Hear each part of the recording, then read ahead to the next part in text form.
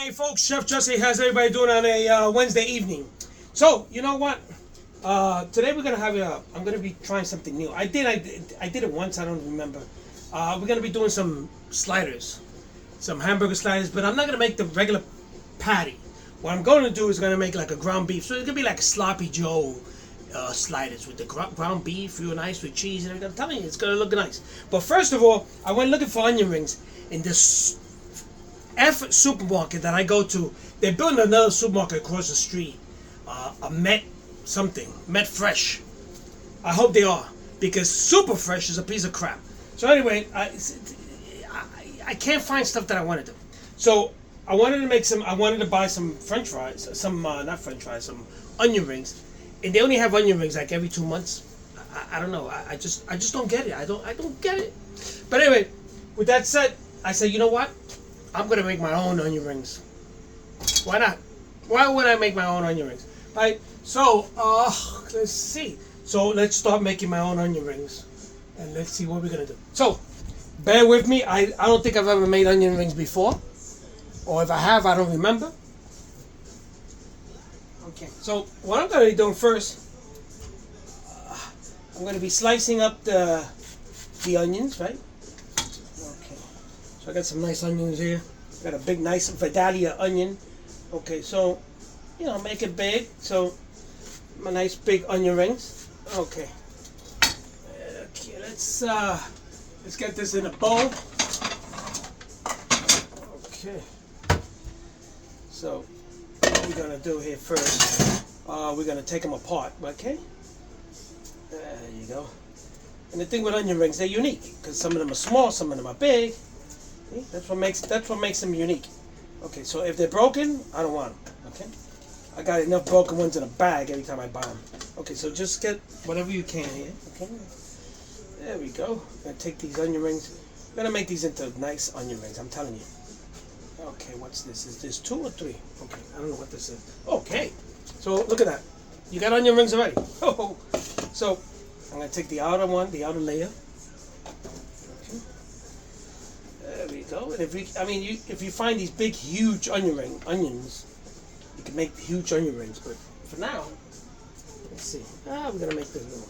Okay. So, okay, let's get this skin peeled off here. And we are going to. I'm gonna make a few more. Just in case, and try to cut them even so that, Okay, I take out the outer one. The other one is like another skin. I don't know what the hell. I don't know. So anyway, folks, I'm back in my kitchen cooking. There we go. The first one broke. That's fine. That's fine and dandy. As long as you don't break too many of them. Okay. Okay. Let's see. What's this skin doing here? This onion skin. Oh. Okay. And you gotta wash your hands good because if there's onion smelling out of your hands. Okay. This thin skin, I don't want it. Okay. Now there's a lot of ways to make onion rings, and but this is one way that I looked up. It's like the easiest way. I'm trying to avoid anything hard.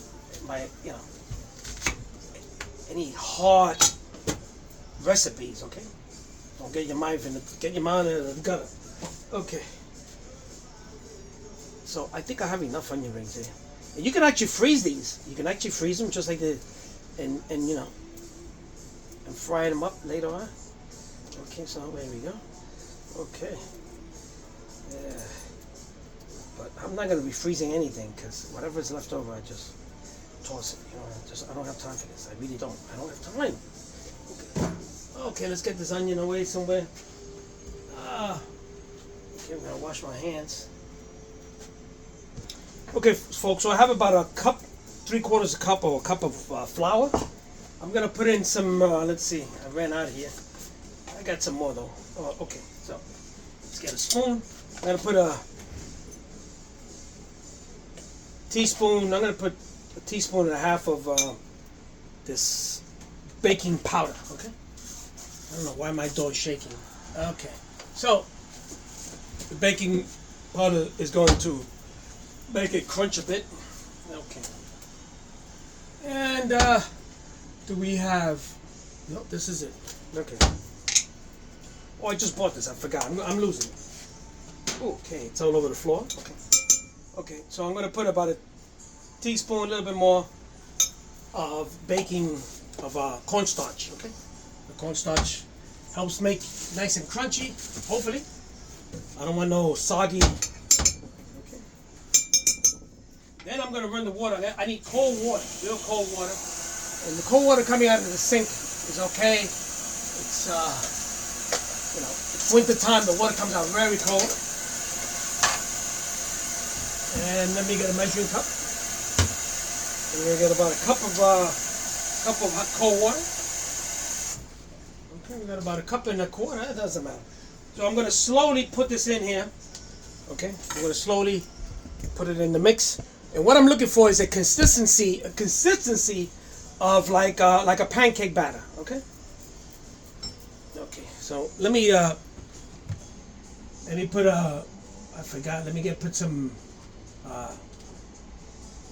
Okay, let's gonna put some black pepper here. Okay, so we're gonna put about a quarter teaspoon black pepper. We're going to put some paprika to add color to it. You know, add color to the. Okay, so I'm gonna put about just enough to get that nice color, and we're gonna put some black pepper. We put black pepper in there already. And you can use some cayenne pepper. I don't have any. I mean, I got, but I'm not gonna. Okay, so I got the pepper in there. I got the. Let me put some salt, a little bit of just the salt, you know, but and now we're gonna put the water. Okay, so add the water slowly. Make the mix. Okay, add water if you need more water. See, it's getting lumpy. I'm looking for a consistency of, like I said, like a pancake batter. Okay, that's what I'm looking for. So, and it's starting to look that way, but it needs a little bit more water. Okay, and just keep adding the water. Okay, there you go. And now it's starting to look like something. Okay, now it's starting to look like a nice batter. Just spin it around. If you have an electric batter thing, you know, an electric beater. I do, but right now I'm not gonna take that out just for this. Okay, I still got a lot of lumps in there, so that means I still have a lot of the flour in there. So I have to break this up. Okay. And you know, this is a little bit too thick, so let's get this little bit more water. And a little bit of water goes a long way. And just keep getting this until you get a consistency like if you were making pancakes. Okay.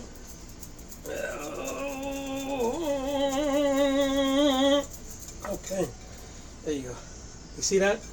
That's what I'm looking for. I'm gonna get a little drop of water in it. Okay, there we go. I think that's enough. Okay. And we're gonna drop the onions in here, and then we're gonna put them in panko. Okay. And that's gonna be like the easiest way to make these onion rings. You got a nice color there. That's what I was looking for. Okay, folks. So we are ready. Let's see. And I hope this works. It really does. So I'm gonna put it in the batter. Okay. Make sure it's covered up nice in the batter. Okay, drip the batter. Okay, and you know, these tongues are too big. Let's try a fork. This a fork would be work better. Alright, you tell me. Okay, so yeah, the fork definitely works better. Okay, so I let this drip out. Okay, and I drop it into panko. Now you can use regular breadcrumbs, but I'm using panko. Because I like panko. I like the crispiness, nice and crispy. Okay, and there goes your onion ring. Look at that. Look at that. Ooh. Let's try another one, just in case you didn't see that. Into the batter. And like I said, look it up. There's tons of recipes to make onion rings, but I'm hoping this is the easy way. And like I said, I don't think I ever make onion rings. I think I made them once, but I forgot. What's this? So, and again, you can use regular breadcrumbs, but I like the panko. Really makes it a nice crunch. Makes it nice and crunchy. And okay, we're gonna get that out of here. What's this doing here? What's this? What is that? Get that out of here. Okay. And what I'm gonna do, I'm gonna put this in the fridge just to chill it a little bit, because I want these things to, for the to adhere nicely. So I'm gonna chill them. I'm gonna chill them for about maybe a half hour, and then we'll start frying them in hot oil. And you can actually there's a recipe to make these in the air fryer, but I'm not gonna do that yet. I'm still working on making these onion rings like this. So I couldn't find onion rings. I told Gilbert I was pissed off I couldn't find onion rings, and I said we're gonna have to eat something else, and he's gonna get surprised when I'm gonna serve him these onion rings, and I'm not gonna say anything, and I'm just gonna I'll make a video of him, and I want to show you. I'm gonna ask him, you like the onion rings? And then when he tells me, yeah, they're good and delicious, then I'll tell him, what brand? He said, what brand is this? I'm gonna tell him, Uncle Jesse's, Chef Jesse's homemade onion rings. That's it, Uncle Jesse or Chef Jesse's onion rings. Okay, so remember that. So stay tuned for the video when we go eat. I'm gonna fry these things up. Okay, here we go. Okay, and now we're gonna continue. We're gonna continue putting these in the batter.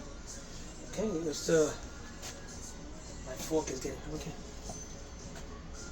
Okay, so yeah, and if the batter gets too thick, if it thickens up, just add a little bit of more water, cold water, and you should be good again. So I'm gonna be making about, I don't know, I make a bunch of these.